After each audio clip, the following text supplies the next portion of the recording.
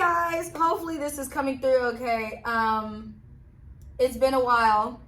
Yes, we should have started this a long time ago, but whatever. God's timing is the best timing. So welcome to our podcast. I'm one of your hosts, Ashley. I like that, host. I'm your host. Oh, sorry. What's your name? This is what you have to do. You're really doing a lot of editing. I am.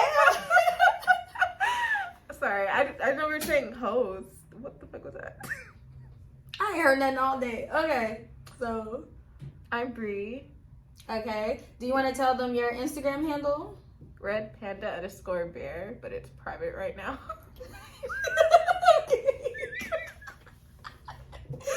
Sorry. And my Instagram handle is stay.goldenashley. It doesn't mean anything about the outsiders. It doesn't. And I wish people would stop saying that. I haven't read that book since elementary school, so I only remember, that one saying about Ponyboy, like stay golden Ponyboy or something like that. What kind of elementary school you went to? I read that in middle school. Fun fact, I've been reading since I was 5. I know. So that's any book. Any book that had words, I was just reading it. There was nobody made me do it. Alrighty, so to get this party started, we're gonna, what was that? 2 weeks ago, don't judge me, but 2 weeks ago, we asked you guys, what would you want us to answer, like poll questions? That didn't come out right, whatever. Moving forward. So you guys asked us some questions, and we're going to try to get through all of those today. If we don't, our bad. We'll just move it to the next session. Okay, so first question. This is a long one. It's a very long one. So I'm assuming the question means, what is our opinions? English. What are our opinions on appearances, relationships, red flags, acceptable and unacceptable things, and healing? So I'm gonna assume, those just like your opinions on that. Okay, like appearance. Are you talking about like appearances and like someone that we want to date, or like a potential, like how we want them to look like, or is it just like our appearances? That's a tough one. I guess we can answer appearances. Well, I believe that you should dress, maybe like, dress the way, how would I say this? Like, how you dress, I feel like attracts certain type of people talking to you. If that makes sense. Like, you wouldn't dress in like sweatpants, baggy shirts, or with holes in your shirts if you want to attract someone that has money, maybe. Unless it's like, unless you're going to like I don't know. Do we still do sleepovers? I don't know. I mean, I wouldn't dress like that at a sleepover. Well, true, but I'm just saying, like, you dress how you want to, like, I don't know, pull someone in, attract, possibly. Maybe. Yeah. I'm sorry, my nose is running. Not me dying. I feel like if we're talking about appearances and how you should show yourself, like, you should try to be your best self at all times. Like, obviously, we're gonna have those bummy days. I have them often. Oh, I'm bummy right now. Yeah, I tried today, so don't judge me about today. But like, usually I am pretty toned down, but that's because I'm not trying to attract anything, so I feel like that's okay. You're feeling. Yeah, so I'm not trying to attract anything, but I also know that just being a woman, we can be bums and we still attract whoever is attracted. Like, not whoever. No, that's true. I mean, like, because I've attracted men and women, but it's never on my best days. It's always like on the off days. I'm literally like at a bus stop with like headphones, shades, mask back in the day, and just like a jumbo jacket, and they're like, "Hey, mama, like, you looking good today?" And I'm like, "How? Like, what are you looking at?" But, like, I could just tell. Like, what can you see? Like, what are you looking at? Like, it's weird. But yeah, like, I feel like women, it don't matter what we dress like. we gonna attract somebody, but I feel like if you're going for like those I forgot what the internet calls them higher valued men. Oh, don't say that. Yeah, I don't want to say that, but I feel like when you do that though, like you want to dress to impress. But I could be wrong about that because Higher I value personally, men. yeah, I don't believe in it. I think I don't know. I feel like higher value. I get what you're trying to say, but Yeah, that was that's wrong. I don't know the Heard word. for higher value. Right. I feel like those. Let me not. Never mind. Right, we ain't gonna get into it today. We ain't gonna get into it today. Okay, so I don't know about the relationships part. So I guess we gonna skip over that for right now. We need a better explanation for relationships part. Red flags. Yes. Oh, okay. Like from the wise words of TLC, do not want no scrubs.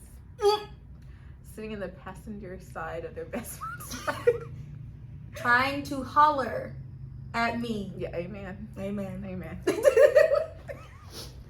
I think red flags I can go on all day because there's some obvious red flags. Like depending on how you're approached, could be a red flag. Like if they're yelling instead of talking. Oh, hey ma, hey. Yeah, catcalling with noises and stuff. No. Whistling. Yeah, no, I don't like that. That's a red flag. If you don't have a good relationship with your mother, I don't care. That is a red flag. Depending on your healing process, you may or may not have like worked through that. So if you're actively going back and forth with your mother, you're gonna try to argue with me. So no, that's a red flag. There's a new red flag I just figured out from my current situation. Beware of people that don't finish things. And I mean that I don't know how to further press that. Like it's literally you don't finish TV shows, you don't finish any movies, you don't finish any books, you don't finish any animes, you don't finish any games. You gotta keep trying to like you keep starting stuff, but you don't I don't know if that makes sense. Like it doesn't seem like a red flag at first, but when you're talking to somebody and you notice they just don't finish food, like they just, you know, they'll just keep buying new food. And it's like, there's food in the fridge. Like, just finish it. And they just don't. They just keep chasing and just keep, it's almost like they're not satisfied. It's not a fun time. It's a very subtle red flag, but that's a red flag. It's a subtle one that once you notice it, if they can't correct it, just dip. That's interesting. Yeah. Noted. Did you want to add any more red flags? Well, the car thing, I feel like it's really expensive to have a car, especially now when the eggs are like $8. That has nothing to do with like red flags relationships. I'm just mad that it's $8 to buy some eggs. It's a red flag.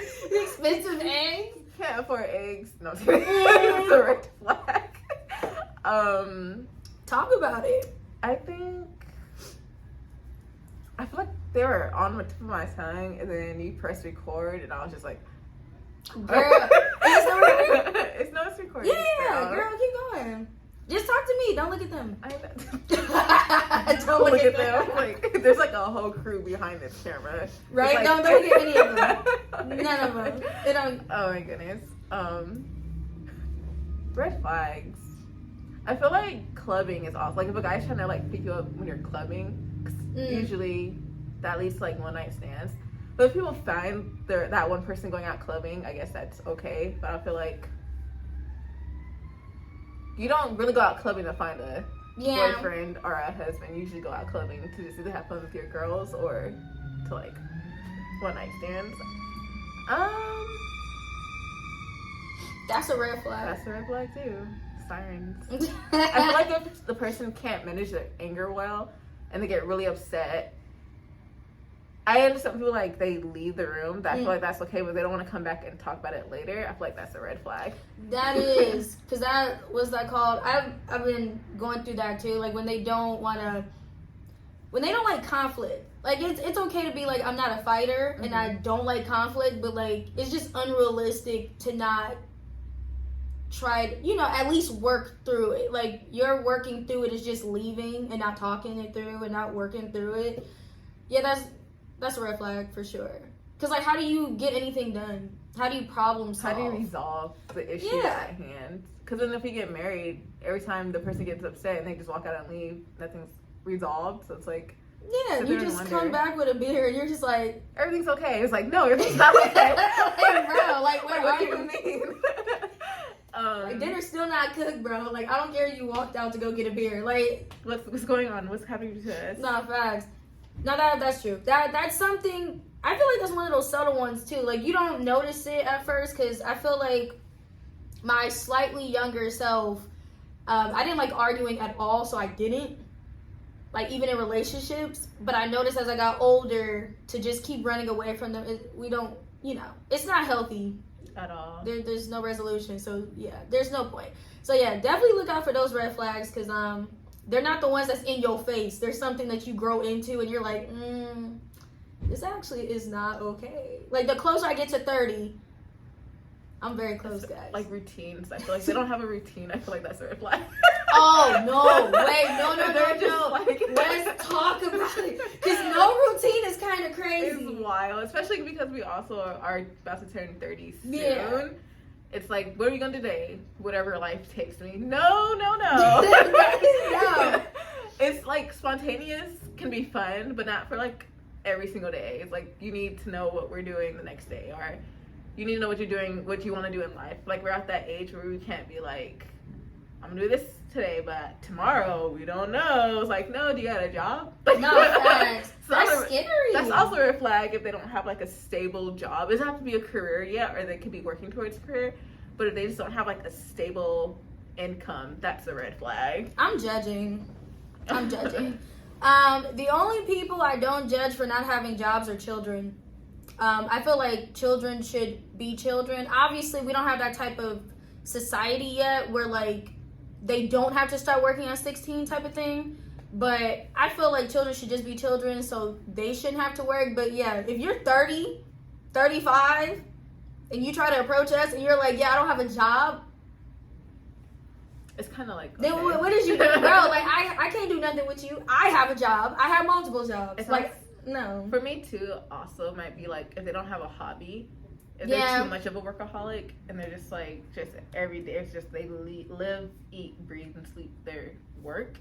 I feel like that's can be a red flag too, because I want their time also. I don't want to get into a relationship and just be like, okay, my significant other's over here doing stuff. What am I doing?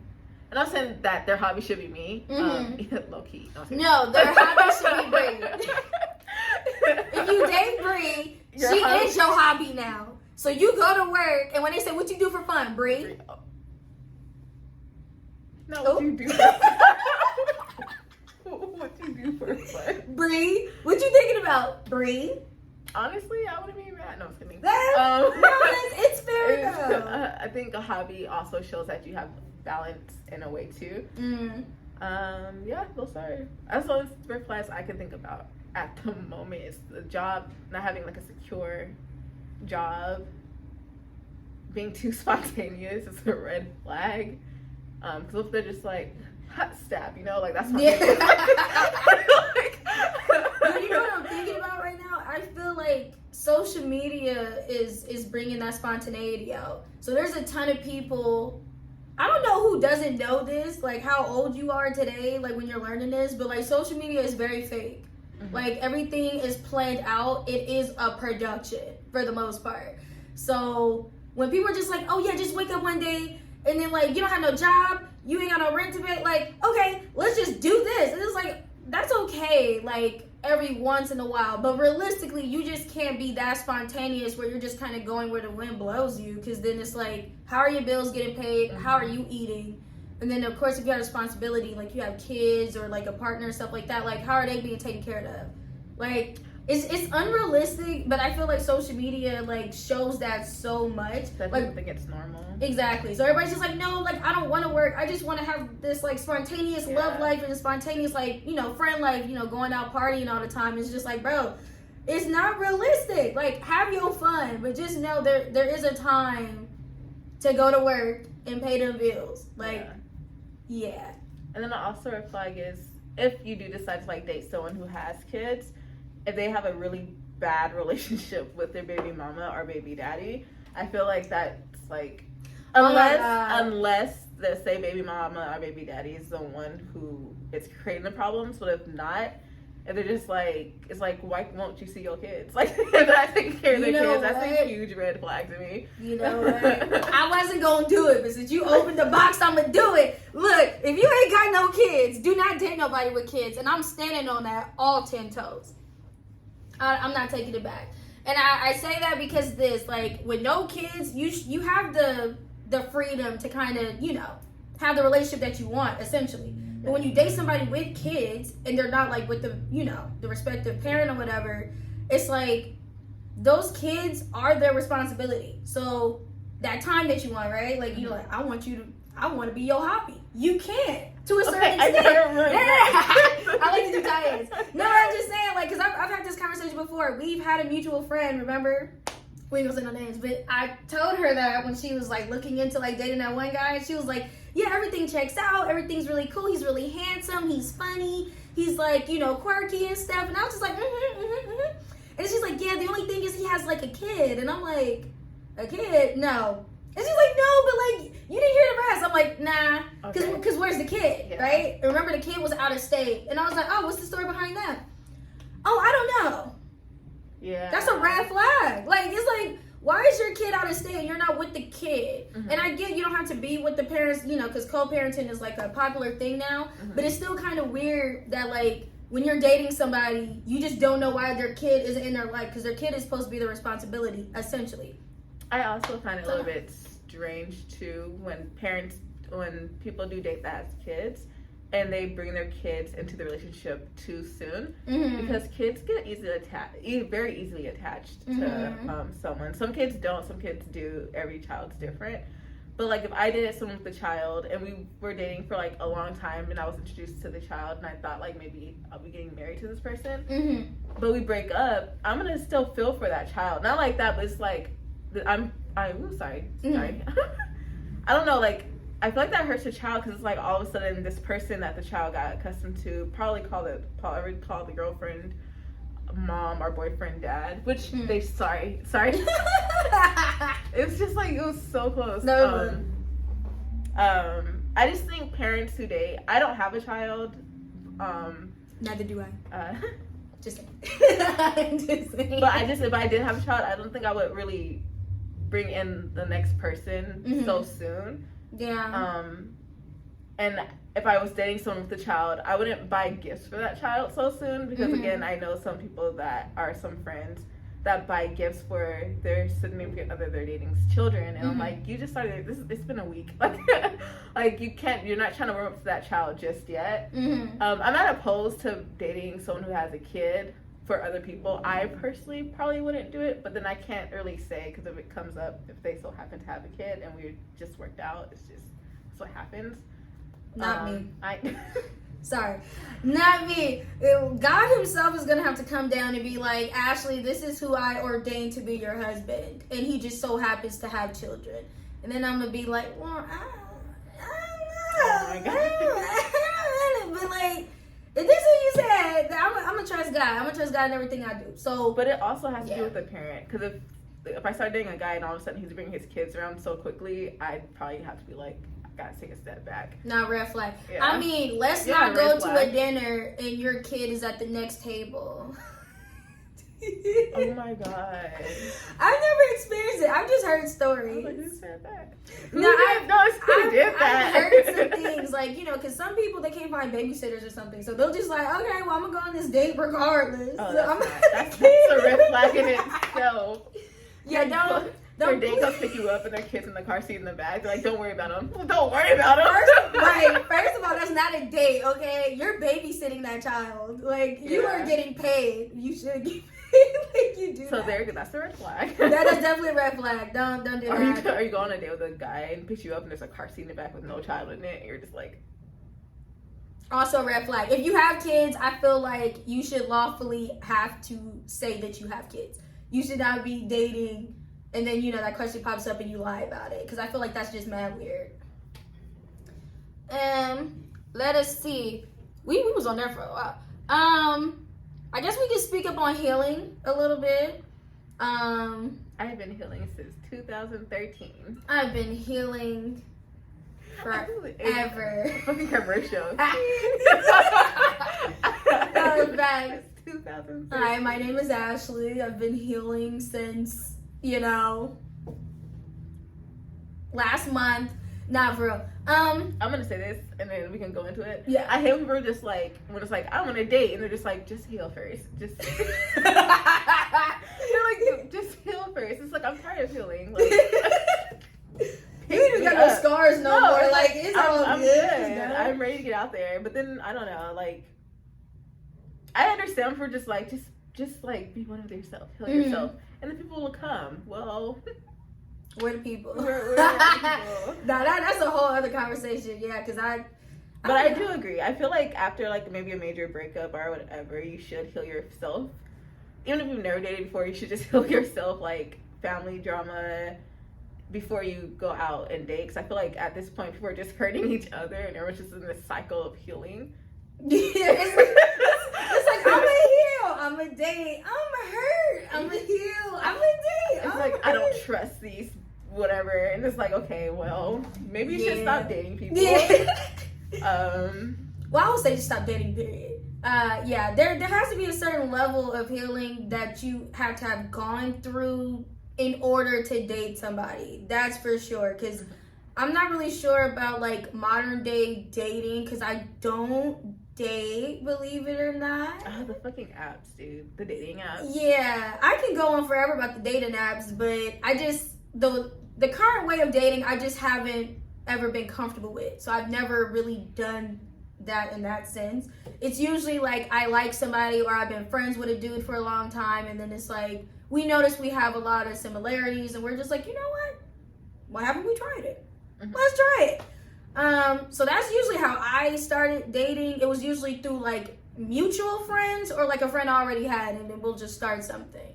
But as far as the healing part goes too, like you mentioned earlier, family trauma and like friendship trauma, you should definitely get through all of that before you start dating. It's unfair to both you and your partner, or if you've got multiple partners, all of them. It's just unfair. Because even though like there's that honeymoon stage in the first couple of weeks to like a couple of months, once that honeymoon stage kind of fizzles out, trauma does tend to pop up. You can start to see the mommy, the daddy issues, the abandonment issues, the anger issues that went unchecked. Like some of that stuff starts coming up at like that 3-month mark. If you're safe or you're good enough, maybe later on, but it's still like you should definitely, if therapy works for you, therapy. If church works for you, church. If talking to people or listening to podcasts is what helps, then like do whatever you need to do to heal, to get to that point of maturity where you can handle another relationship. Because yeah, jumping back and forth, like there's a million reasons why people do that, right? Yeah. But I just think it's important that you go through your go-through first. And it sucks. Like it's part of self-love. But it's the ugly part of self-love. Like it's self-love that people don't like to talk about because it's not sexy. Like it's literally, sometimes self-love is giving up the things that you want the most because you know it's harmful for you. Don't eat that extra bag of hot Funyuns. You get me? Don't do it. Like just don't do it. I love it so much, but sometimes, you gotta get that up because it's like, it's not good for you, right? Like it makes you feel good when you're eating it, but you eat too much of it, it starts to mess up your digestive system. Same thing with like, just other stuff. Like if you're watching too many shows that's just literally rotting your brain, like you're gonna have to get that up. She said do crossword puzzles. I'm just saying, like I'm an old lady, but like, yeah, like definitely there's certain things. Obviously people, if this person is hurting you to the extent where you can't sleep, you can't eat, you can't function straight, you can't go to work, none of that stuff, it sucks. But part of self-love is to give that up. Like you have to give that person up. And it hurts, you know what I mean? It's not the easiest thing to do in the world. It's actually one of the hardest things to do in the world.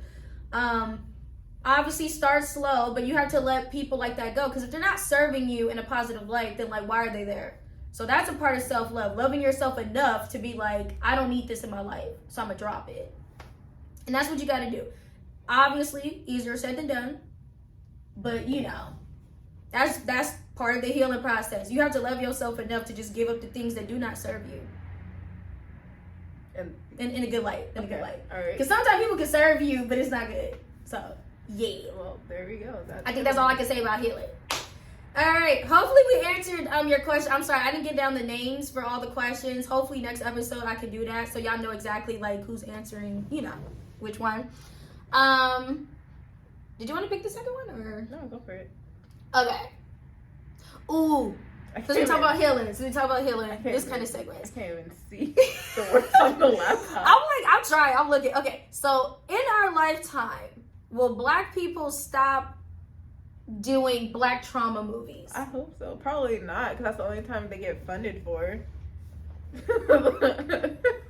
Unfortunately, I feel the same way. I would hope so. I mean, we're both creators, and we both made really good scripts. And I feel like just money's an issue. And I know like people are just like, well, just do like a, fundraiser. Or like do, I don't know if we can say the names or not. But yeah, like do fundraisers.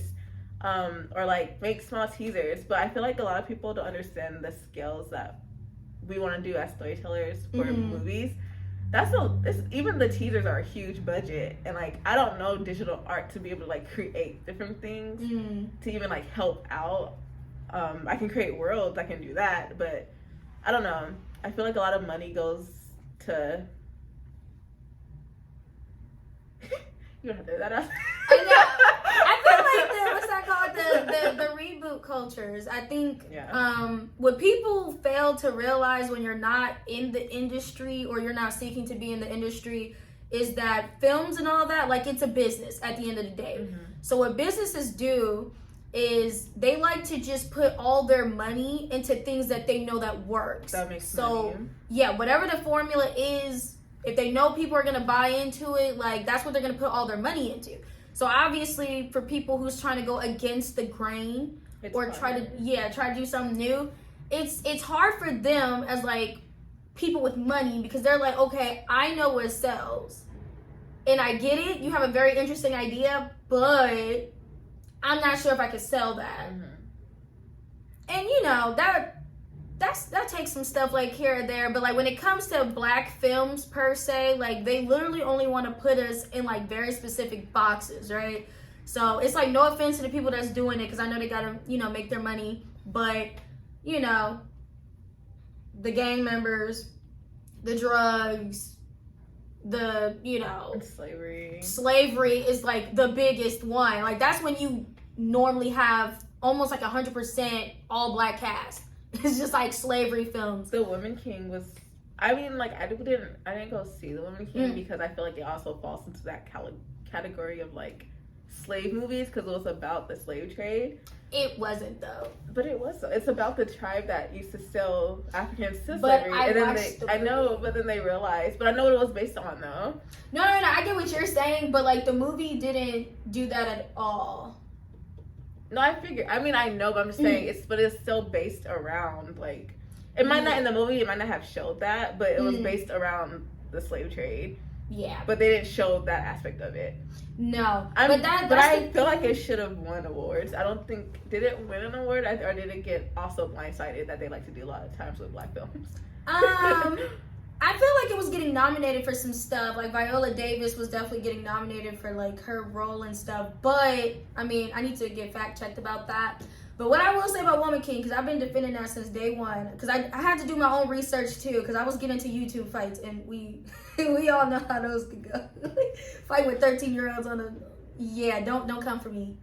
Don't come for me, because I fight back. But anyway, The Woman King, spoiler alert, it's been out, so y'all should know. But like, it was pretty much centered around two people that was just trying to defend their tribe. Like, obviously, this is based off of the Dahomey tribe, so it was based off of them that, like, they had a part to play in the slave trade. But for those who watched the movie, like, it was only mentioned, and it wasn't like, what do you call that? Like, slave core, like trauma core. Like, it wasn't just over sexualizing or showing too much of like this slavery aspect, because people forget that like Africa was doing all types of stuff besides slavery back then. We ain't gotta get into all that, but slavery was a big part, but it's like there was other things that Africa was doing to itself at that time, so it was shining lights on that as well.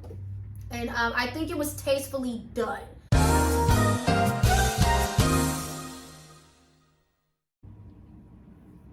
just to run it back a little bit. So, in our lifetime, will Black people stop doing Black trauma movies? I feel like if we get enough funding, like if someone somewhere out there, or if people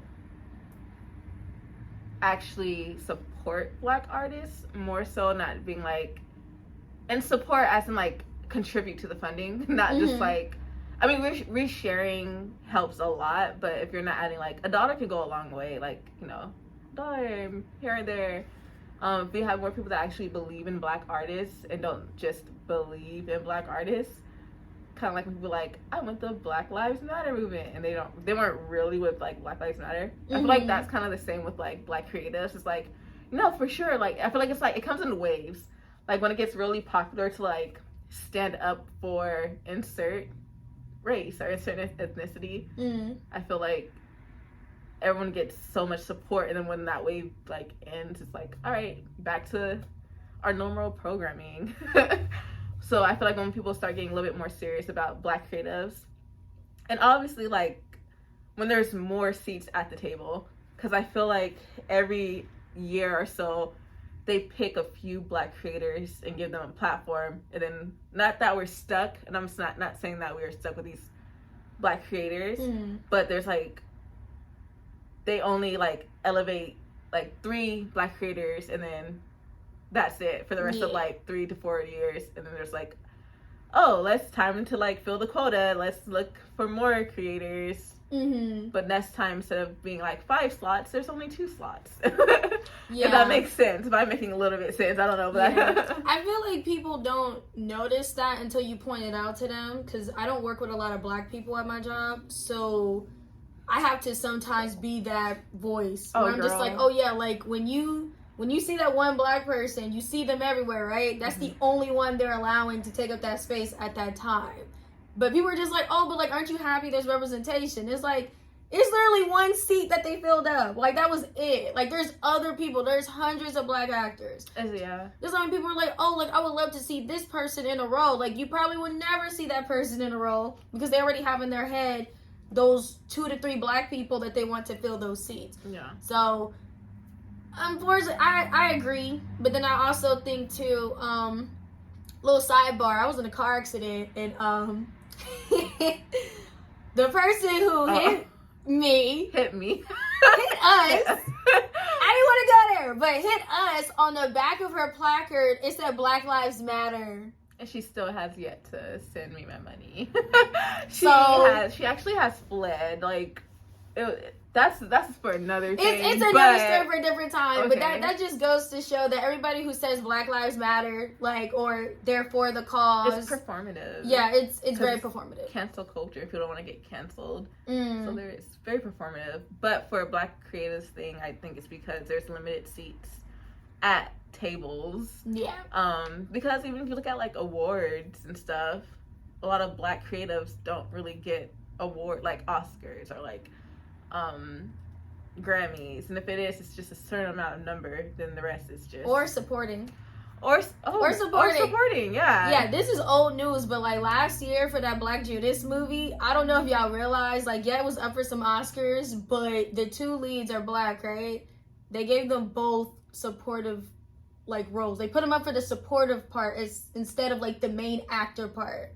That was mad sus. And like wild. Not enough people talked about it because I don't think they really understood what that meant. But like for those like of us, you know, Black creatives, we noticed that right off the bat. It was like, how you gonna give that movie's predominantly Black, and you gonna give the 2 lead actors supporting like nominations? That was just mad weird. Like, I mean, also, we haven't trusted the Oscars in a while, by the way, but I feel like no one really watches the Oscars anymore. It's just like, I feel like people just, something like with Grammys, I don't feel like people don't really watch the Grammys.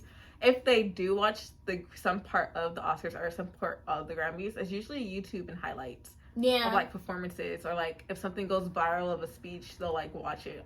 TikTok is one thing too, because like I stopped watching the Oscars and Grammys a while ago, and now I just rely on TikTok to show me like highlights or something. Yeah. And I also feel like it's sorry, no, I cut you off, but also like Black creatives that are already like that has the spotlight. I feel like a lot of them don't really reach back to like pull up other Black creatives in a way. I feel like so some creatives do like have like production companies and stuff, but they're not really involved with their name is just on the production company. Mm-hmm. Like in the beginning they might have been like really involved in it, but then after like the beginning it's just their production company, other people start doing it, and then I don't know, like I don't want to like say something that like gets us canceled. No, but it's true though. Like there's a lot of people who, you know, they make it. I mean, obviously people will have their reasons for doing so. Like I feel like if I made it to a certain point, I would obviously reach back, you know, and try to help the community as much as I can. But sometimes communities don't want to be helped. Sometimes is, you know, they're running off of jealousy and what they wish could have happened type of thing. So I know sometimes that's a thing too. But for the most part, yeah, once people kind of get to where they need to get to, they kind of stay there and they mind their own business type of thing.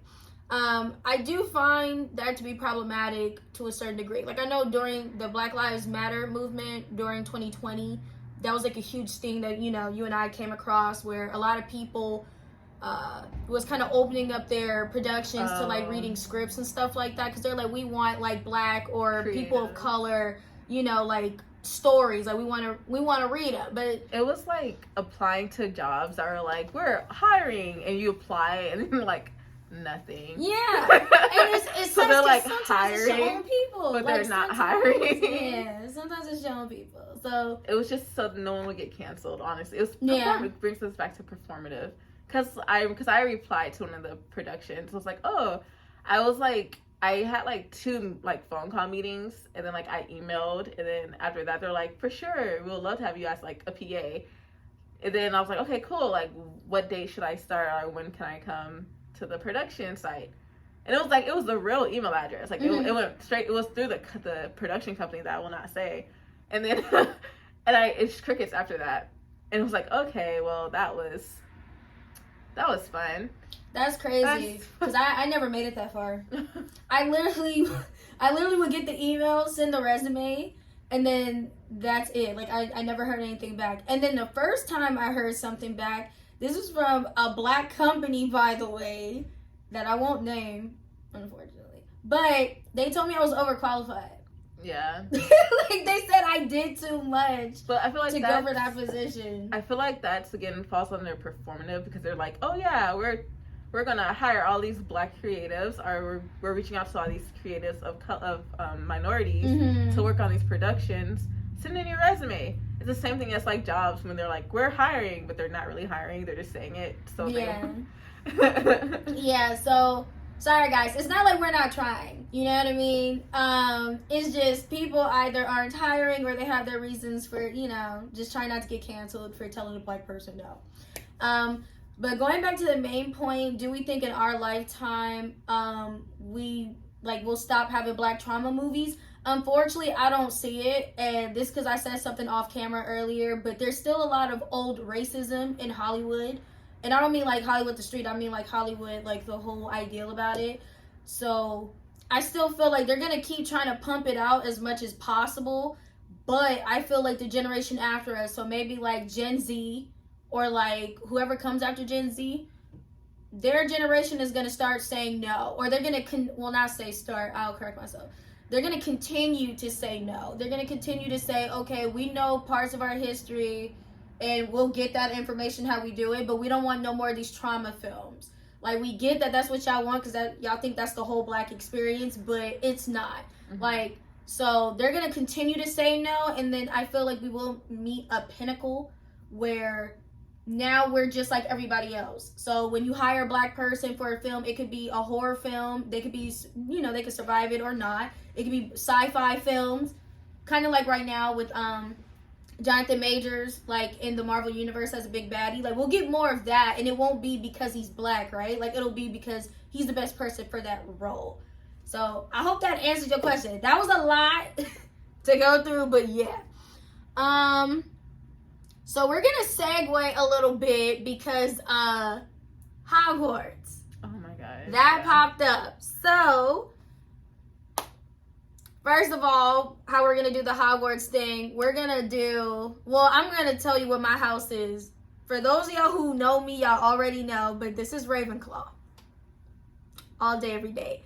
I don't know if y'all can guess what Bree is. But Bree, go ahead and tell them, girl. Slytherin, I'm kidding. Slytherin. No, I'm Gryffindor. I've taken so many quizzes just to make sure. No, I didn't pick Gryffindor because the main characters are in Gryffindor. I did the Pottermore test. Answered not correctly. Answered correctly. Girl, no, but be about it though, because there is ways. Y'all sneaky. Some of y'all found out ways how to get specific like Patronuses, certain wands, and all that fun stuff. But yeah, like we truthfully, and we took the Pottermore test. Okay. I think my Patronus is like a sparrow. It's some type my of small Patronus bird. is trash. I mean, I really wanted to get like one of the rare Patronuses, but it's okay. It was like a Wicca moment, being like, "You're not special. You're not the main You're character." not the main character. Okay. No, but I am the main character. I just have a trash Patronus. So mine is a vole. I don't know if y'all know what that means. I had to Google it. It's pretty much It's like a bird too. it's in a rat family. And that's why I hate it the most. Like, and they tried to give me some really random, they tried to make up for it. It's like, no, but like Ravenclaw is smart, right? And intelligent and eccentric. But like the vole, like, it's like a smart creature. I'm like, it looks like a rat. It's so cute though. I mean, again, like I wanted like a unicorn. I wanted a phoenix. I wanted a phoenix or a dragon. Yeah. I heard there was a dragon, and It's a rare. yeah, y'all gotta know the little things to get into it. So, because we're already on Hogwarts, I don't know why I said it with an accent. Disregard. But how do you feel? First of all, because you're Gryffindor, how do you feel about the Gryffindor hate? Because there's a lot I of have things. no idea. Like actually, I think it started with it was like I think each house was doing like parties at this house. Slytherin has the And best this one ones. TikToker did to. Because when I saw it, I was like, but I was like, I hope this doesn't take off, and it took off. But it was like not old time. It was like a really old like white person song. Mm-hmm. And then I hate it. I don't know where this hate came from. All of a sudden, it's really hard being the best house. I mean, but I mean, it's fine. I mean, because y'all not invited nowhere. Like, every TikTok I see, like, the party starts at Slytherin, right? Ravenclaw is bartending for some reason. I guess because we're smart. So they're bartending. Mm-hmm. Hufflepuff's is supplying the weed. And then it's like, Gryffindor is always mad because they can't get in. How you gonna hate from outside the club? You can even get that? Like, yeah, that. I mean, I'm not hating. Honestly, I just scroll past the videos because it's at this point it's like, okay, all right, it's a lot. I just thought it's funny how I just think it's someone brought like a real good thing. I think I saw someone comment on TikTok on like a video and they're like, how are you calling Gryffindor snitches when Slytherin made a whole club about it? So in the movies, Takio stuff.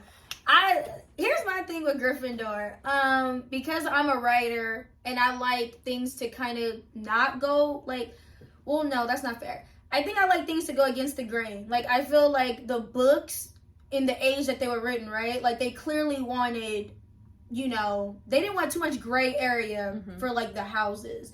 So it was like Gryffindor was obviously 3 of the main characters. They were in Gryffindor, so we followed them the most. Well, it was Harry Potter's story. Yeah. And he happened to choose Gryffindor when it was a hat stall. Right, because he could have chose Slytherin. We know he could. But Draco messed it up. If you really want to be serious, Draco didn't have to bully or call Hermione a mudblood. And then again, the first people he met was the Weasleys. The Weasleys, and they were all Gryffindor. So of course he's gonna go with the first friend he made. Yeah, but he could easily been a Slytherin. But Draco didn't make it any better. So yeah, but I don't think the movies didn't make Slytherin look cool too. To be honest, it looked like a house full of bullies, bad guys, and like they just. Which is first of all, who does that? Like, who makes an entire school where you're like, there's 4 houses, right? The middle 2 does not matter, but we'll take like the very good ones, Gryffindor, and the very bad ones, Slytherin. I think Ravenclaw mattered because they brought in. I feel bad saying her name because it wasn't Cho Chang. Again, why I don't know why she would name one of the Asian characters Cho Chang. But anyway, she was Ravenclaw, and then Hufflepuff mattered because Edward Cullen was in Hufflepuff. Not Edward Cullen. That was Sparkly Vampire. Oh my God. Little do we know that Carlisle saw Edward Cullen when he was dying. He saved him from Voldemort. He did. That's the crossover. That's the crossover. We needed. That's what happened in my mind. That's how we get Edward Cullen in Twilight. Yeah, that's exactly what happened. Yeah, he helped with the spell to make sure vampires don't sizzle in the sun. Yeah, it's all magic. It's magic. Carlisle's a Hufflepuff. Carlisle's a Hufflepuff. I don't think Carlisle's a Hufflepuff. I think he is. I think he will either be a Slytherin or Ravenclaw. Nah. Ask me why. Ravenclaw, maybe. Because he is smart, but he's not that eccentric. I feel like... No, I feel like... what's his wife's name? Esme. Esme is more of a Hufflepuff. I feel like they're both Hufflepuffs. Y'all can let us know if y'all remember the Twilight. Now we're going to go through Twilight. Like, who's in which house? I mean, it only makes sense to me, but y'all probably know something that I don't. Okay, so before we get off the Hogwarts talk, I just want to say, Black people, thank you for taking over. HBCU Hogwarts. It's not even like Black History Month anymore, and we turned into an HBCU. Like, I can't go on TikTok for more than 2 minutes without seeing a turned up video. We got steps now. We got chants. Like Miami, they have club parties now. I think LA is trying to do something, but honestly, LA's too big. No, I saw them working on something. I saw like a little flyer. This one TikToker, if I find it, I can send it to you to add in the video. But they're talking about doing something at Universal. There was like one for the weekend, and if you can only do it one day, it was like, I just know that it ends with like a oh crap, what was that formal that was in Hogwarts? Basically a Hogwarts HBCU prom in LA, and they're like trying to find like a hotel to do it at. Oh yeah. So like the night will end with like a little Hogwarts prom. So I think that's really cool. Like I want to go. Like I'm looking into that. I want to go, and y'all better go. Y'all better rep y'all houses. And if y'all see me, do the claws. Ravenclaw, what's up? All right. So moving on along because we can't be here all night, unfortunately. So the next couple questions, they're about movies. So, I'm not mad. Honestly, sorry. I said moving along, but just so I'm clear, I feel like Gryffindors don't have to be invited anywhere. I feel like we're probably chill with our own. That sounds like a, what is it?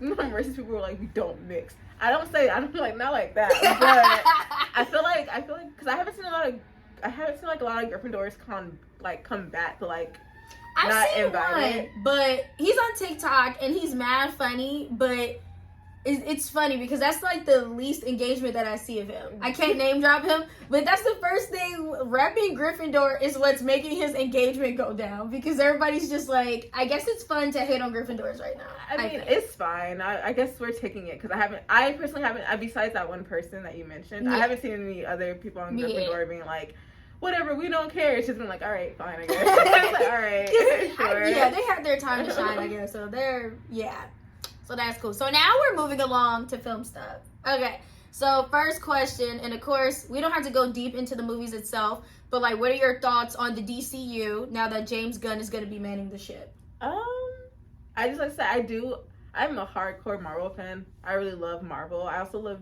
the DCU, but I'm getting tired of Marvel. Just a little tiny bit. I feel like every new step, it's just the same movie, just different characters. Different font. But I enjoy it. It's nice background noise. I really enjoyed the Spider-Mans, obviously. I feel like after phase 1, I feel like it kind of like, it's like falling apart just a tiny bit because it was like the Avengers. Now the Avengers are technically like gone. Retired or gone, yeah. And then they're trying to make like the Young Avengers soon, and I'm pretty sure when they start kicking that off a little bit more, because we already got why am I blanking on their names? We already got Captain Marvel, and then we're doing the Marvels. The little side quest on Disney Plus, if you watch the shows, that kind of like goes with the movies. Yeah, there was only really 2 really good shows, honest. In my humble opinion. It was Loki, Miss Marvel. I'm not saying I'm naming the shows that was. Yeah, so there's Loki, side Miss Marvel. missions. And then WandaVision. I loved WandaVision. I watched it 3 times. And then with the new Doctor Strange, they introduced Captain America. Not Captain America. America. No, it was the Illuminati. Okay, no, I'm talking about the girl that was able to like time jump. America. America. She's in the Young Avengers. I know that. And then they're doing the Beetle movie, or is that DC? DC Beetle's DC. Yeah. So about DCU though. Like, how do you feel? Because pretty much what James Gunn is doing is what Kevin Feige is doing for Marvel. Because the DCU, I guess it was never a DCU. It was just like Warner Brothers just pushing out. Yeah, it was just Batman. Essentially, they were just pushing out like DC films. It was like, but there really wasn't connected. there wasn't one person that was like over it, like Marvel. So now they have James Gunn over it. I feel like it'll be a lot cleaner. I feel like it'll be a little bit easier for people who don't read the comics to actually like really follow along and like tune in. I feel like James Gunn is going to do what he like. Did he do the first Avengers? Was he on that for that one? No. If not, I feel like he'll follow that format first and like reintroduce the characters in their individual movies and then brings them together like the Avengers. And then from there on. But I think they're, because The Flash is the next DC movie that's coming out, right? Shazam. First, and then the Flash movie. I thought Shazam already dropped. No, it's the second Shazam. With The Rock in it, right? That already came out. No. Girl, that's Black Adam. Okay, but the thing is, Black Adam is a villain. Shazam's villain. Okay, that's okay. I was like, no, but I'm saying, like, I believe, if I'm correct, like, that was second Black Shazam Adam. movie is coming, and then it's gonna be Ezra Miller's The Flash, which is. I'm not gonna hold you. That movie looks good for all the wrong reasons. I'm just mad they cut out his black girlfriend from the first. Yeah. I liked that he had a black girlfriend because it's kind of mirroring the Flash TV show where Iris West is black. Though. The girl who played Iris, like, and no one's really helping. It's the same thing with the Headless Horseman. On the TV show, it wasn't called the Headless Horseman. It was called something else, but he in the show had a black girlfriend, and then I think they killed her off or something. Yeah, they don't. It's weird. Bonnie from Vampire Diaries. Justice for Bonnie. Like, Bonnie saved everybody and got nothing in return for it. Like, But getting back on track though. I feel like anytime they try to implement other people of color, right, especially black people.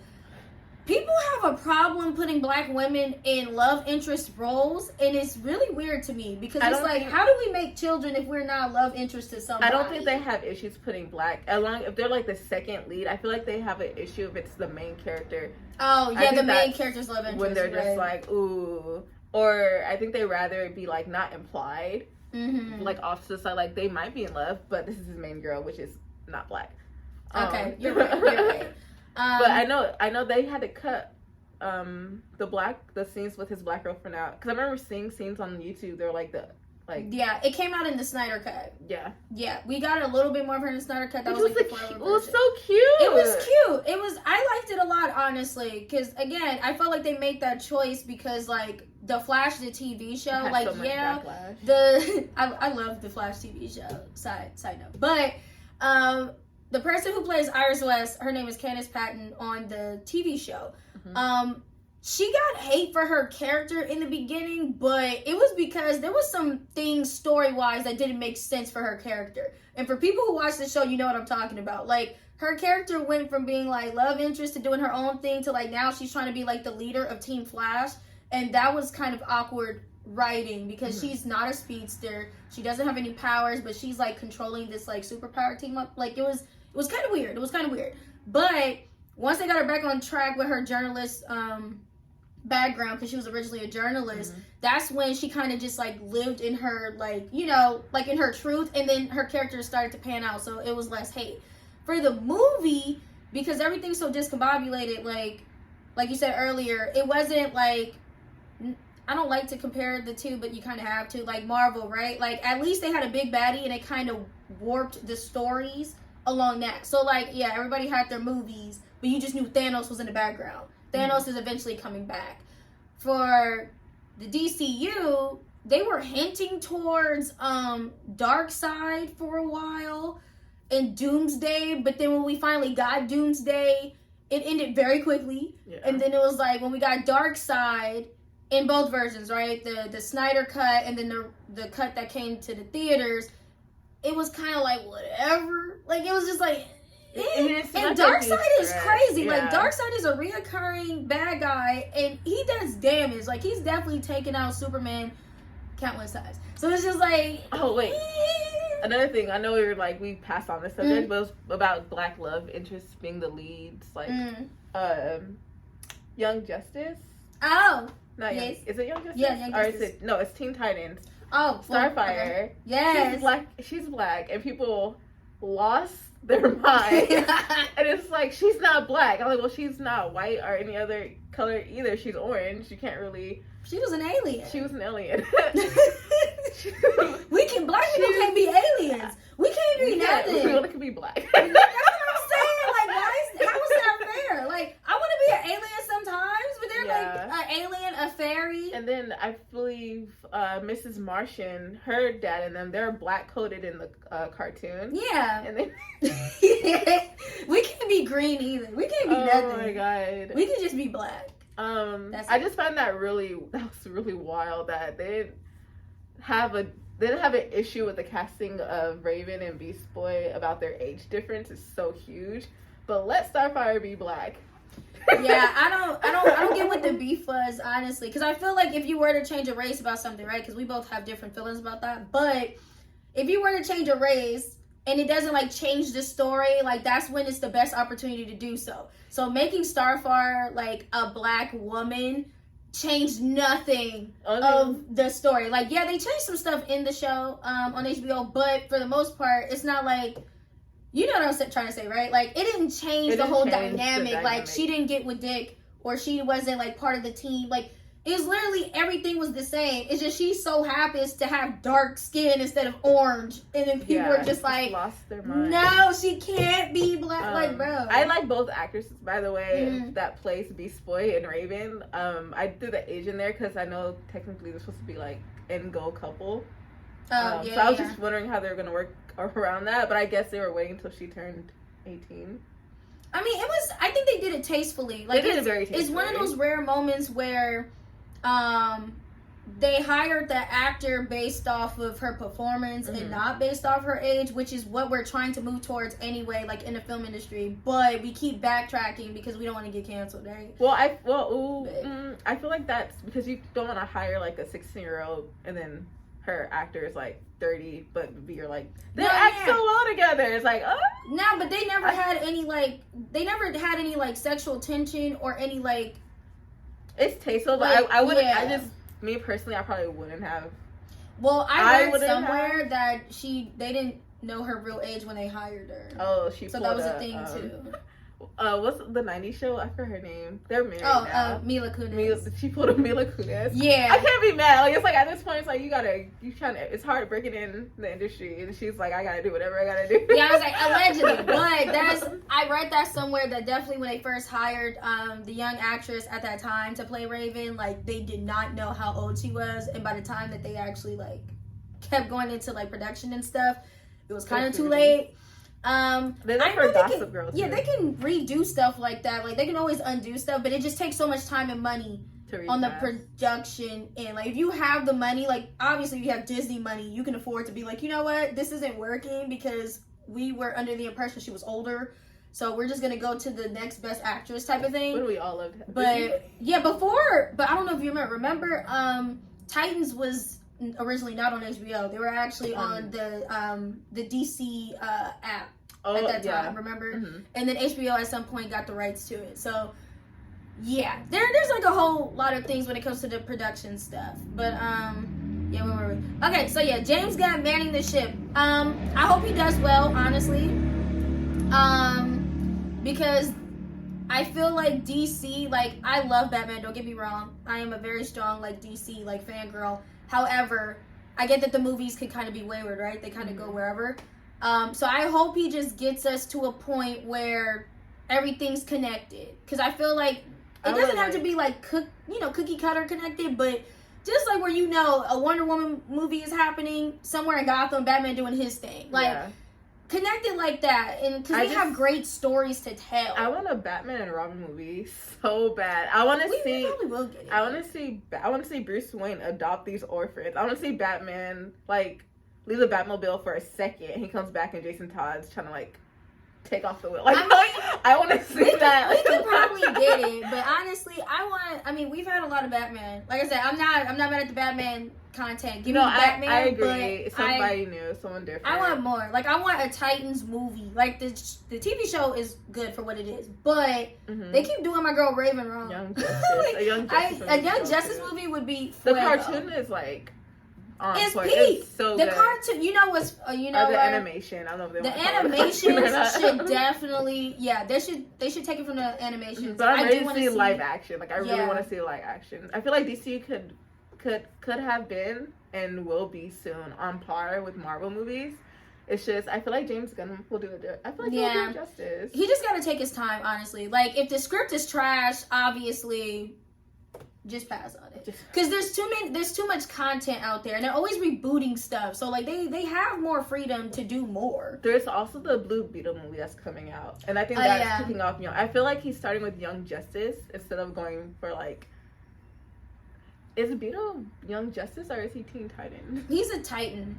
Okay. Or at least the last movies I saw, he was a Titan. But the cool thing about Titans is, at some point... They're interchangeable. Yeah, at some point they go to Young Justice. And am I supposed to get flamed for that? I mean, we could. There's so much content out there. Oh my gosh. It's hard to say. But I feel like, as long as he takes his time and he's not just trying to rush to try to catch up to Marvel, because that's how they got into this thing now. When they got on Justice League, they're trying to catch up. Not Justice League. Suicide Squad. I really enjoyed Suicide Squad. My favorite. Don't ask me anything about Suicide Squad. The second movie. Mm-hmm. Only thing I remember about Suicide Squad as a whole is the Weasel. That creepy thing. This is my favorite character. Oh my God. I want him to come back. I hope James Gunn brings Weasel back because peak. Like I don't know. That's like my favorite character. Even though he wasn't even in the movie for like what 5 Yeah, like probably 10 minutes max. I mean, he was in the credits, so he didn't die on screen. He actually got up and ran away. He so did. Hopefully he's coming back. I can't stand. I don't know. I didn't like the Suicide Squad movies, honestly. Like I can't. Like I watched both of them at least twice. Mm-hmm. Unfortunately, I fell asleep on both of them, so I had to unfortunately. keep doing rewatches because I'm like, okay, I want to at least watch it through, right? Right. And it's just like I can't even tell you the coolest things about it, to be honest. Like the first film, the coolest thing obviously was getting introduced to all these people at the same time, but it was a train wreck. Like I feel like that's what they too much. I feel like that's what they.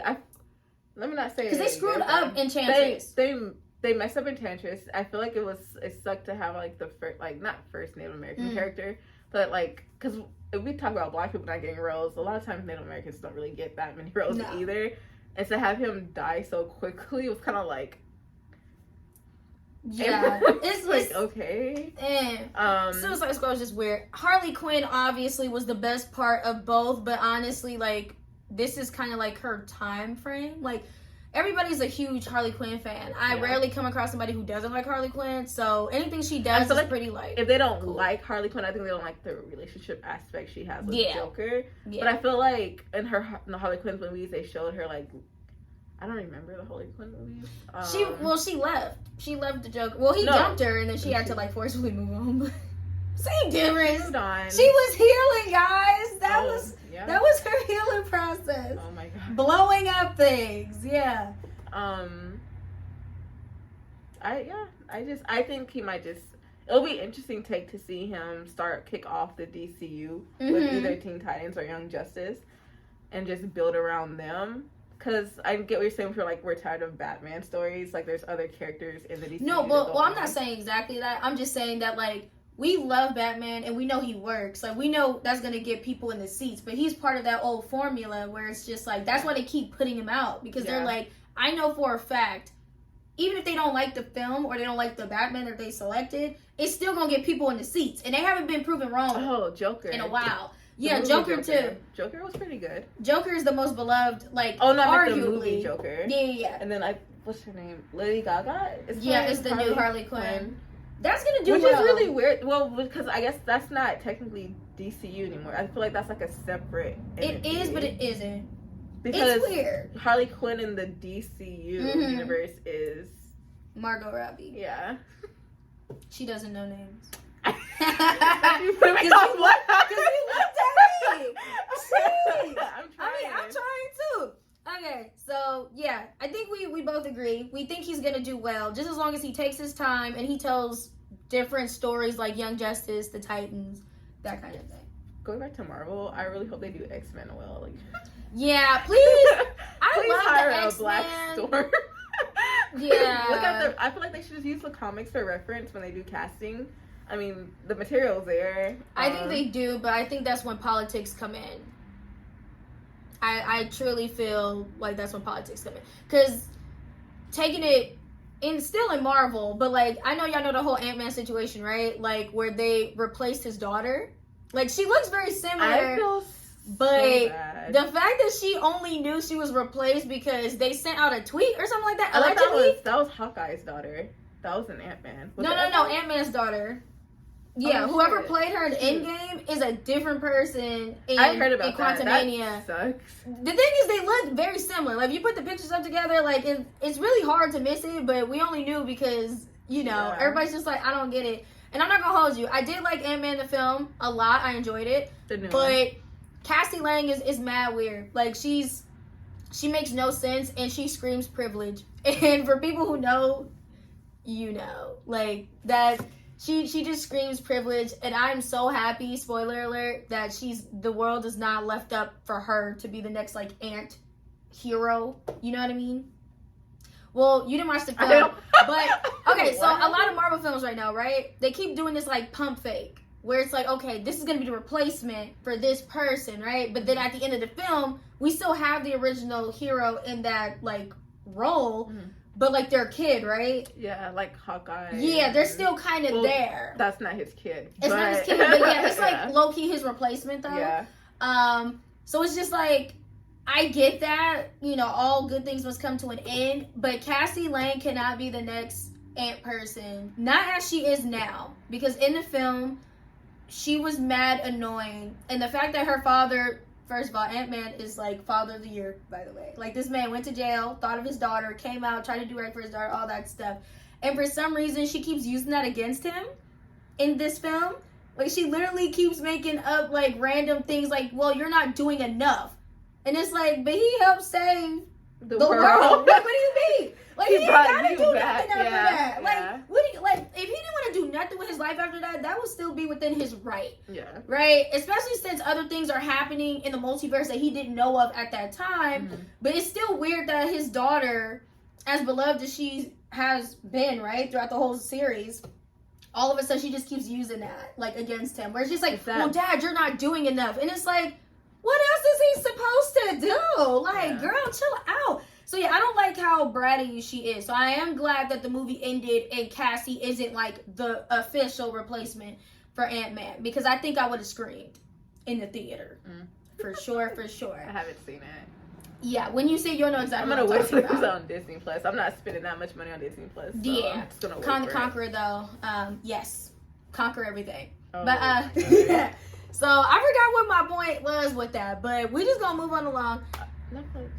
Avatar. Do you think it's gonna be good? Netflix who? Avatar. Oh, Netflix Avatar. Oh, yes. I think it's gonna be good. And I only think it's gonna be good because they're taking their time with it. Like, if they would have rushed and did it like how originally they wanted to do, because if y'all don't know, the original problem with that was they wanted to up the ages of the characters, right? From Avatar The Last Airbender. Imagine Euphoria, but it's just Avatar The Last Yeah, like, it was low-key giving, like, allegedly, right? But, like, it was giving Euphoria, but, like, with powers. And it's like, we love Euphoria for what it is, but we don't need it to be in the Avatar lane. Like, Avatar has so much more depth and so much more to give, and it just didn't make sense. And they were literally, like, fighting for a plus 18 rating. And it was just like, bro, like, obviously it could be plus 18 if they wanted it to be, but not for the reasons they wanted to. Like, they wanted them kids to have sex. Like, let's be for real. That's what they wanted. They just wanted to have a sex scene in there. And it's like, bro, like, people are dying. There was a genocide of the airbenders. Yeah. Like, we don't need this other extra stuff. Like, we know it happens, but it threw a lot of us fans off. Mm-hmm. So for this time around, I feel like it'll be better because they're taking their time. They're taking their time, but then the creators of Avatar left. So that's why I was like, that's what I was like, okay, hold on. It was like, yay, we're getting this. Yes, the casting is like spot on. Yes, this is like all going so well. And then all of a sudden it's like, oh, the creators, they decided to dip because a lot of things they didn't like was happening. Right. And it's like, wait, now it's like sitting here like biting like fingernails and like, I hope this comes out really well. Right. So I don't know, like I was all for it until the showrunner, like until the creators dipped, and I'm like, oh well, now what's going to happen? I remember someone on a creative studio on TikTok, they were like doing their own like trailer of it and it looked really good. It was like, it's a fan-made movie. Shout out to fan-made trailers. Oh, y'all be doing it. Y'all do I think they're doing like a movie because I remember even like the Harry Potter fandom, they like did like the House of Black. Yeah, so, such a good. It's so underrated, movie. But oh my god, it got millions of views. I thought it was canon. I think they did make it canon now. Yeah, they pulled a lot from. It's so good though. Anyway, sidebar, but I hope the Netflix. I'm super excited for it because again, childhood, grew up watching the Avatar, and then I'm just glad there's like fresh new faces too, especially for people of color. I feel like this is a huge win for people of color. Yeah. Also, so I'm excited. I can't wait to see it. I can't wait to see it too. I trust in the process. I haven't seen any teasers yet, but they did release the casting, so that's good. Yeah, I feel like casting wise, they already they're winning. So but it's also so hard when you cast children in like movies and film stuff because they grow. Yeah, yeah. Their voice changes. They get you think they're like 5'1" one day, and then you come back for like after like spring break or something, they're like 6'3", and you're just like, how? Yeah. Are we supposed? It happened in Ender's Game. Ender's Game, yeah. Yeah. That boy. And it's funny because like shout out to the editor for Ender's Game because I know they were sweating bullets. They're like, yo, this kid went away for 2 weeks, came back, and he's 6 foot. Yeah. Like, he's staring Harrison Ford in the face. Like, another movie that should have been a trilogy, I feel like, was Ender's Game. Such a good, underrated film. Yes. Y'all gotta support our sci-fi films, yo. I know. Or Hollywood's literally gonna keep giving us reboots. So, y'all gotta pick y'all poison at this point. Like, y'all gotta support it, or we gonna keep getting... Blade Runner. Yeah, I love Blade Runner. Don't get me wrong. But I love it, but the day. Yeah. I wish that they do another. I'm about to say Starfleet. It's not Star. It's Star. Let the Trekkies not come for me. Right. I come in peace. I am also a Trekkie, but I want another Star Trek. The movies were so good until the unfortunate passing of one of the beloved characters and actor. Sorry, not character. I feel like the movies went down after that because he was such a good Chekhov. Oh shit! Edit that. But I feel like I don't know. I just feel like so much love goes to Star Wars. Which sure, yeah, do it. But I really want another Star Trek movie, and they're killing it on like Paramount. It's nice, it's cool and all, but I feel like it's time for another reboot of Star Trek because there's just so much to pull from. And if Star Wars can do it, I feel like Star Trek can do it. I mean, they can do it. Honestly, I'm just I'm kind of tired of reboots, so. Well, I feel like it wouldn't be, but there's other stories. So like, there's other stories that need to be told. Discovery, like again, like how Star Wars, you have like, what's his name? Boba Fett. Yep. Yo, oh my god, Boba Fett was so mid that I wanted to cry actually, because it was really mid. Like it wasn't giving what it was supposed to do, and it only got turned up when the Mandalorian from a different show came into the show. Oh, then you have the Mandalorian. You have that one. You have Boba Fett. Then you have like the Star Wars. So I feel like they can do Star Trek. They can. I don't know what the hold up is. They're doing it. It's just on Paramount, and a lot of people don't really have Paramount subscriptions. Support Paramount. Well, I mean, they're not paying us, so let's not. They're not paying us, but like Support need more Star stories. Trek. Yeah. Support Star Trek. Trekkie for life. But yeah, I'm excited for Avatar. I want more Star Trek content that's not on Paramount. And that's not me hating Paramount. I just want Star Trek to be a little bit more mainstream, like Star Wars, like Star essentially. Wars. Like they should have a theme park and stuff. Oh my god, that would be Yeah. so much fun. Because I recently went to Disneyland, and honestly, the stuff that they did, like, for Star Wars just blew my mind. But then, like, where would they put Star Trek? It's not Disney. They'd have to build one. Is it Universal? Does Universal do it? I'm not sure. Don't kill us, we don't know. But, I mean, Universal got space. Not out here. Maybe in Florida. No, Florida gets all the gifts. They The can Harry go parties Potter and stuff. world. Yeah, like, no. No, they, honestly, it's probably something that's already, like, in the plans. They just, If they want They to just need remake to something, know. I feel like they need to do Steven Spielberg's first draft of E.T. I want to see that. what was that? It was a horror film, basically. Oh my god. It was Jeez. basically it was a horror film. You know what's funny now that I think about it? I feel like most sci-fi is It's always horror. teetering horror. Yeah. It depends on the tone. It could easily be like E.T. could have definitely been a horror I'm pretty, film. yeah. I mean, I thought it when my first time watched it, when they like came to his house and they put like the white tent up, and E.T. was dying. You thought that was horror? Well, it was scary. Oh my Can you God. imagine a 5-year-old watching E.T. and they're like, and the boy, he's like, you're killing him. He's Girl, dying. I thought it was cute. And he was like but a raisin. Do you not remember that? I They, like, remember he was like. and they had to, and like they were in like the they like hit they were Yeah, like he was in the white. mask, Yeah. and it's like a quarantine. dried raisin on the table, and they're like, "You're killing him." That was very traumatizing. Oh my god! I'm not gonna say I thought it was funny. I felt different emotions watching that because I feel like I was getting what I needed to get from that. So I felt sad that E.T. was possibly dying. I mean, I was sad too. But you said it was horror. Yeah, Like it was traumatic for you. it was very traumatic.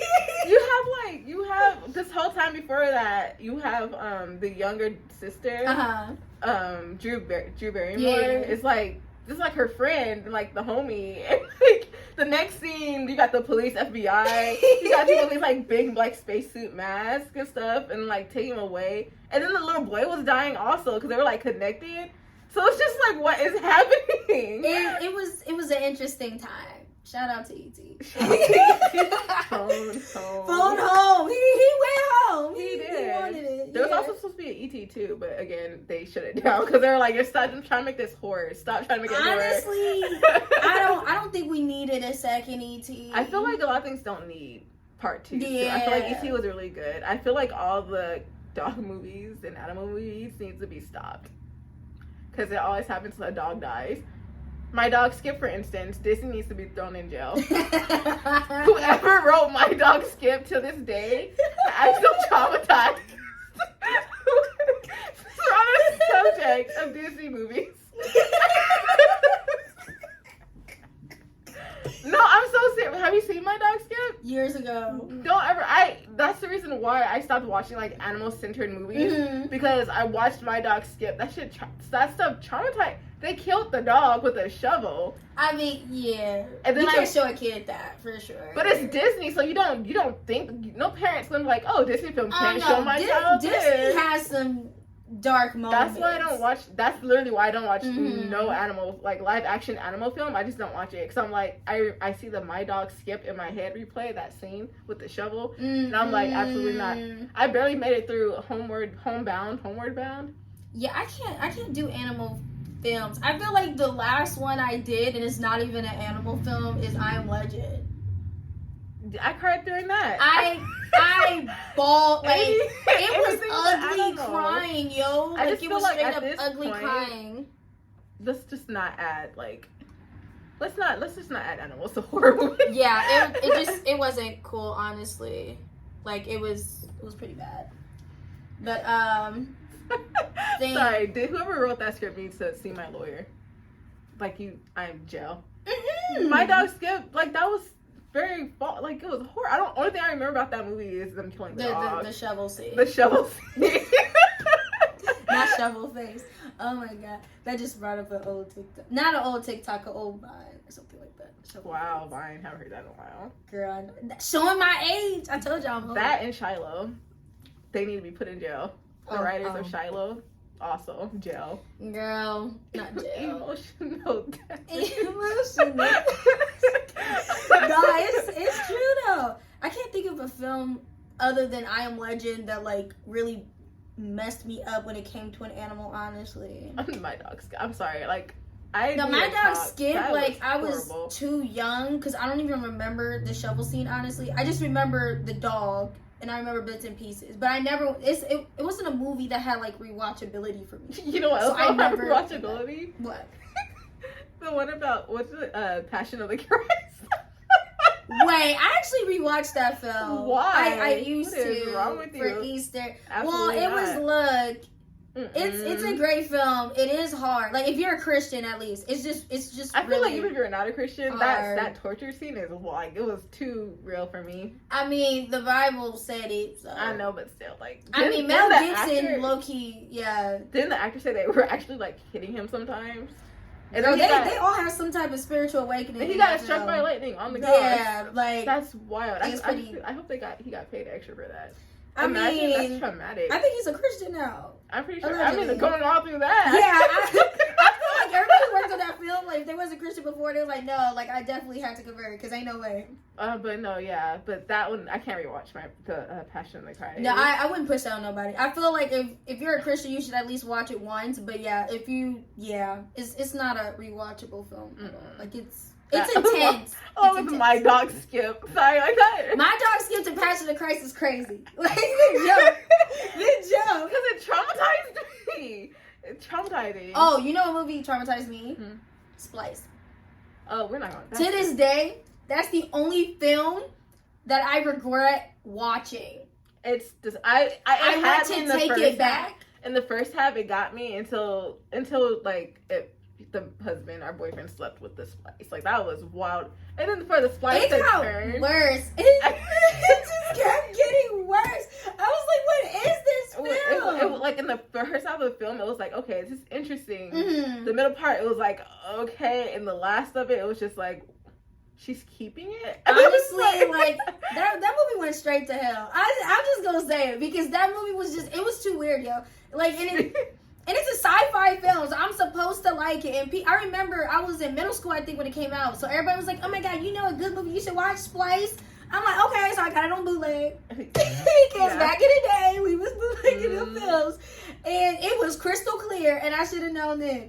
I should have known because it was crystal clear. Well, no, I watched it with my mom while she was doing my hair. So Okay, if y'all never watched the film, don't watch it with a person. Don't watch it with a parent. Don't watch with a parent or a child. That movie is gonna be so engraved into Speaking of Straight to Hell, another film that was really bad was Drag Me to Hell. I felt like she was wronged because she did all that just to get dragged anyway. Yeah.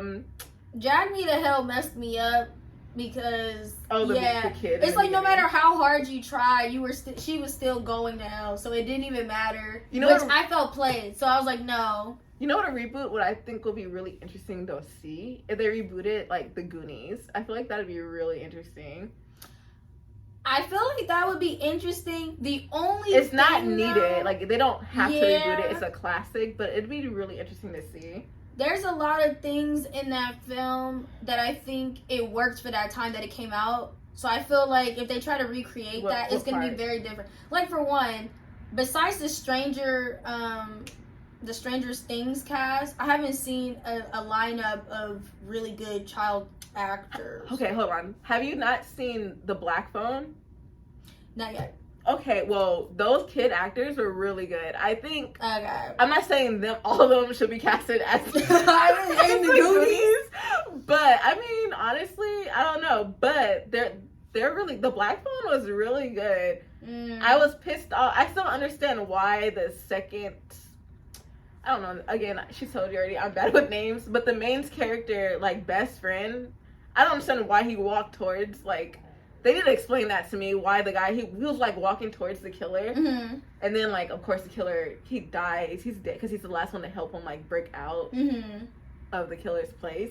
I would like an answer to that. Why he walked to him. I don't know why he thought he could take him on, even if that. But anyway, those kids did phenomenal in that film. It's really good. I support the Black Phone. Support Black Phone, and the Goonies should get a reboot if they have enough really great child actors to play those roles. Because I feel like that's like the charm of the Goonies.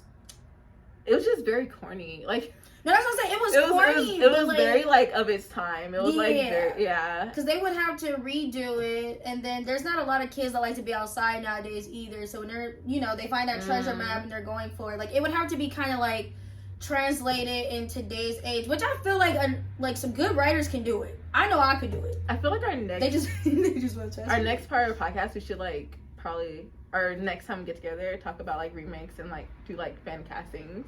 Fan castings are fun. That'd be cool. Fan castings are fun. And see like what remakes could But be just remade. know half of my fan castings are people I Google. Well, that's okay.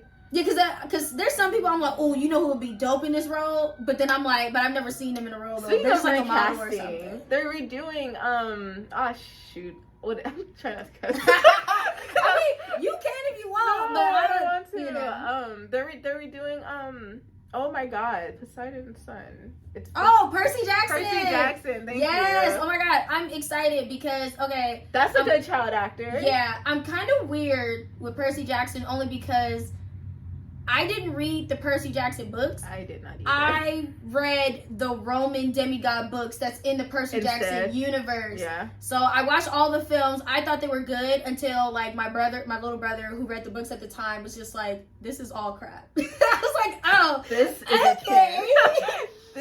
I thought that was a good line. Yeah, like I was just like, oh, okay. No, it was because they were too old. I think it fell off. Well, that's why the whole thing, like the Avatar talk, and like I think they want to do a lot of like mature themes. But then the thing is, like, I think that's what made Avatar appealing because at that time we were the same age as the Avatar kids, and I think another creator brought it up when they were like, when you rewatch Avatar, you're like, why is everyone else so much taller than the main characters? It's like, because these are kids.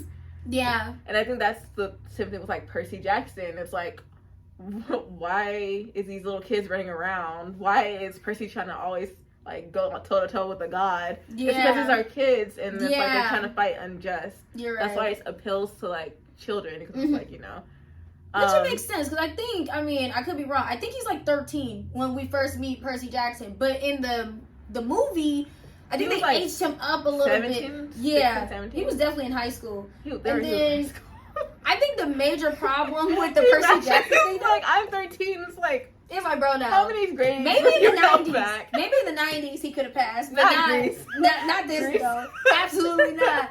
But I think what they messed up with the second movie, this is only because I did research on the books, right?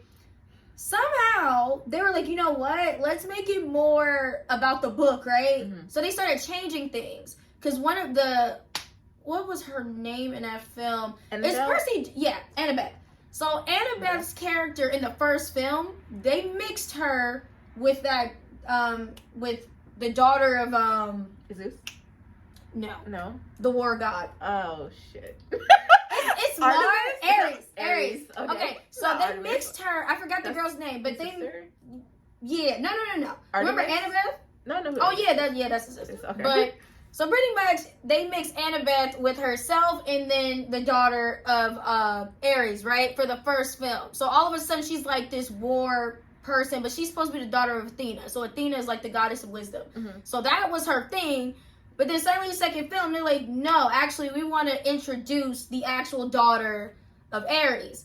So then they took that part out of Annabeth, created the original character from the get-go, and now Annabeth suddenly can't fight. Like, I don't know if y'all realize that. They made her blonde, they gave her blue contact, and it was just like, it was kind of too late to make those changes, because in the second film, I was expecting her to still be the same person she was in the first film. I was trying to remember the second film, I'm not gonna lie. Was it? It's like, it was the second it was film weird. is when they, at the end, they brought back Zeus's daughter, right? Yeah. Okay.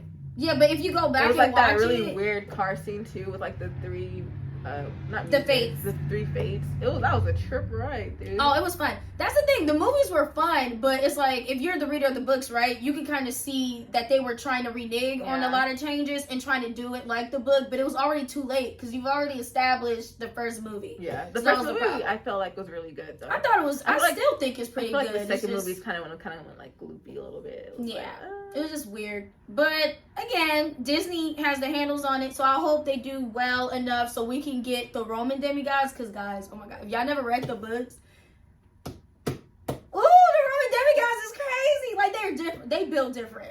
Like, they literally fight the Greek demigods on sight. There's actually a magical barrier. Spoiler alert. But there's a magical barrier that separates them. Because they know if they see each other, the Roman demigods is like its own sight. Like, they're from Brooklyn. They're from low battery. Is it did it stop Oh, recording? yeah. Oop. Okay. So, yeah, we're going to close this podcast out. Sorry if we didn't get to all of your questions. There's like a few more left, but honestly, we're just going to move it to another episode because film stuff takes a lot. Like, it takes up a bulk of the time. Do you have any closing thoughts? Whoever wrote My Dog Skip. Oh my god. You need to speak to my lawyer. That's all I gotta say. Speak to your lawyer. So again, this is our podcast number 24. I am one of your hosts, Ashley. We're going with the one of the host thing? Yeah. Okay. Sorry. Bree! I'm your host, Bree. I feel like this is a Disney Channel thing. Oh my god, and you're watching Disney Channel.